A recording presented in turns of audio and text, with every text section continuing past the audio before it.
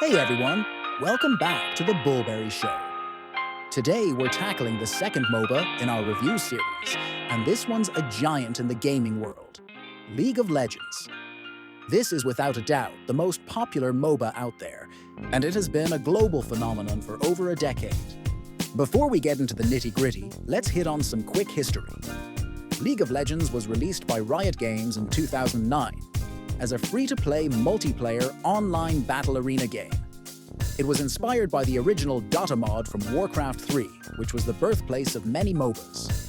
Since its release, League has grown into one of the most played and watched games worldwide, with tournaments like the World Championship drawing millions of viewers. However, the question here will be the usual one. Is it worth starting or even trying it in 2024? Well, let's find out. First things first, let's get to installation. And trust me, this is where things get messy on the spot. It's not on Steam, so right away you're dealing with a hell load of clicks. You download the launcher, then deal with Vanguard, and then, surprise, you're forced to restart your system. Oh, and Vanguard starts with your system every time, so you have to manually turn it off if you don't want it running all the time.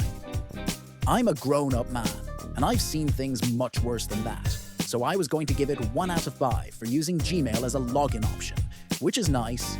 But then, the next day, it asked me to verify my email, and I just said, nope. So yeah, it's a solid 0 for installation. But here's the kicker. After you've gone through the tedious launcher process, League of Legends throws in a browser within a browser. Yup. It wraps the original browser to start an in-game browser, so you end up running 2 browsers at the same time. Basically, to start the game, you have to first start Riot Client, then it starts League Client, and then it starts the match itself, each in a new window. No idea who came up with this system, but I can only admire how ineffective it all looks. But fine, you finally download everything, turn on the game, and guess what? It still won't start because it needs to patch itself. My internet's fast, but it gave me a 45-minute ETA for the first launch. I could have talked about the questionable decisions of the developers for half an hour more. But other technical stuff is pretty good though. Say, in terms of file size, 12 gigabytes is more than okay for a modern game, so I won't complain about that. The game consistently hit more than 100 FPS for me, so no complaints there either. The only downside is that loading times take forever, but that's mostly because you're waiting for other players to load in. No idea what setup you should have to load the match for a couple of minutes. But anyways, now that we're in the game, tutorial. Well, the tutorial itself is really short, and I'm not sure if it gives you an impression of how the game is going to feel. Yet you get your first couple of heroes and some currency, and you can go to matches with bots now. Why with bots? Well, the answer is simple. Normal mode unlocks at level 10, and it takes about 6 to 8 hours of play to get there. Maybe more, maybe a bit less. Whether you like it or not, you're stuck in the tutorial for quite some time. You can play one-lane mode with other players, but for the normal map, bots only, no way around. As a sidebar, ranked mode is also gated behind level 30. To get there, you're looking at 30 hours of playtime at a minimum, and I'd guess in real life it's more like 60-80 hours if experience doesn't ramp up exponentially. It's a long grind, but hey, it's not Dota's 100 hours of true playtime. Anyway, back to business. And this is a rather big downgrade from Dota's system where everything is unlocked. You have to get currency to unlock the heroes, and damn, this is a long process. Obviously, within the first 7 days, when you get a lot of free stuff, it's easy to unlock the majority of cheap ones, but then, well, you hit a grind wall, or a paywall.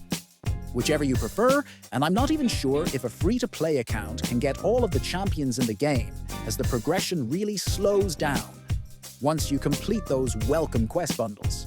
It's not a big problem for the first few hours as you still learn to play the game and learn abilities, but it becomes very annoying once you are tired of the champions you unlocked. Finally, you're good enough to join your first PvP match. Easy and self-explanatory? No, like everything that is in this game. Say, you have to own the champions to join a match, but this information is written nowhere. Basically, in the window, you have a mix of truly unlocked heroes that you own and temporarily unlocked ones that are given to you to try. And guess what? You can join a match only with the first ones. You can choose the second ones, but surprise, surprise, you get an error and it won't let you in. Is it explicitly written anywhere? The answer is no, and I literally had to search why I couldn't join my first game. So, if you're new and excited to try out a specific character, think again, because the chances are you're not doing it. Anyway, all hurdles passed, all bots defeated, you chose eligible characters, you're in the game, and well, it feels drastically different from the Dota experience. I mean, in Dota, I felt like I hit a hard wall when first joining the match, and this feeling never left me until my last game. In LoL, yes, there are also players that are much better than the rest in the match, but I did not feel dominated. Once I finally started playing, I had some really good games. I've racked up S or S- ratings quite a few times, and there were some matches where I totally dominated, like those games as Warwick with a 30-kill, 3-death ratio. After that, the inbuilt matchmaking system was adjusted a bit, and I also started getting games with a negative ratio. But overall, I won the majority of matches I played in. And here actually is the biggest difference between Dota and LoL. The second one is really easy to proceed in, or at least it feels like it. I understand that getting good takes time and dedication, but there is no wall to climb from the first match. In Dota, I felt like I barely scratched the surface. Here, it's more of a long tutorial, but at least you're not slaughtered by more advanced players. Or at least, not every match. Honestly speaking, if I wasn't so limited in time, this could have been my after-hours game to chill a bit. Queues are non-existent, matches are short, and matchmaking is more than decent. Yes, there are levers, but after each match with players like this, you get a notification that they will be punished. Not sure how true that is, but it's a nice thing to have, especially if you lost the match. But as for toxicity, I might be unlucky, but literally every single match here with bots started with mid in the chat. It's like a universal chant at this point, together with angry map clicking. You both have a top laner in a match against the bots? Well, get ready for some click-clacks until one of you surrenders and goes jungle. And this is in matches that are literally unlosable. Quick matches are a bit better as you have a predetermined role, but again, you have to pick at least one unpopular role, which is usually jungle or bottom lane. And guess what? If you pick jungle, and you basically have to, you're going to go jungle. I wanted to play other roles a bit for the footage, but such matches were so scarce that the majority of my footage is either jungle, bottom, or support characters. Getting back to the interface and graphics, I already ranted a bit about the window in a window game design, but there are more things to mention. For example, there's no real information about each hero in the shop. No difficulty levels or guidance to help you choose which champion suits your playstyle, so you either have to check them online or you buy blindly. Following that logic, I've unlocked some hero shards, and apparently they are parts of the hero that you can break into local currency, or you have to pay to unlock this hero permanently. And unfortunately, this is not the end of it. Basically, the whole interface, the whole design of the menus pushes you to buy something. You have some premium currency stored? Great! Now get a pass to unlock it. You want a skin? No way to buy it via grind. You gotta put some money in the game to buy it. Even though there are no big one-time transactions, and overall spending only affects your gameplay by faster unlocking of champions, everything beyond standard stuff is paid. I can't criticize this model too much because, come on, you get almost the full game for free. But if you want something fancy, you have to pay. Back to real stuff. Graphics are fine for a game this old. I mean, I have no reason to bicker about it. It's a bit anime-bound for my taste, and I don't like anime at all. And the spells can be a bit too shiny.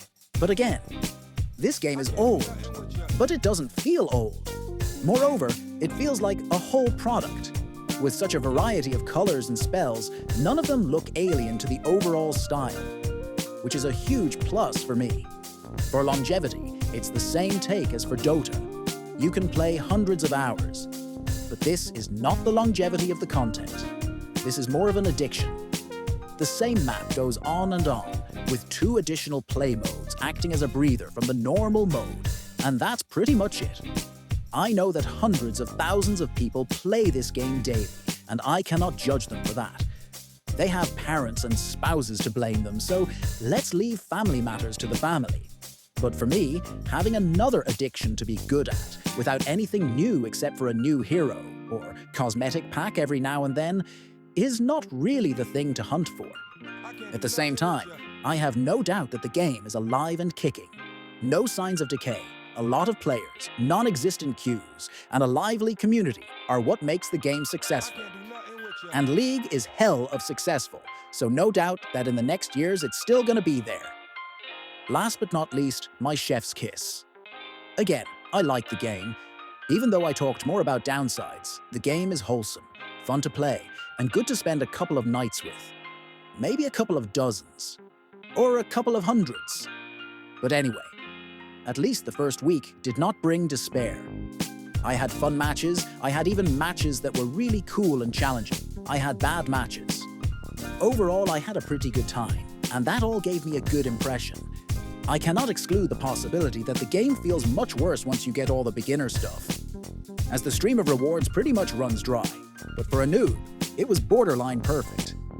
And all of the above brings us to a staggering 83 points out of 100, which means that League gets first place out of my videos, so far as the most noob-friendly game we've tried here.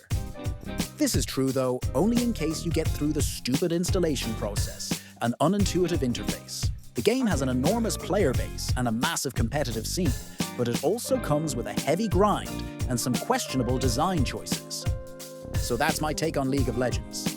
If you like the video, be sure to hit the like button, subscribe, and leave a comment on which game I should review next. See you in the next episode of the Bullberry Show.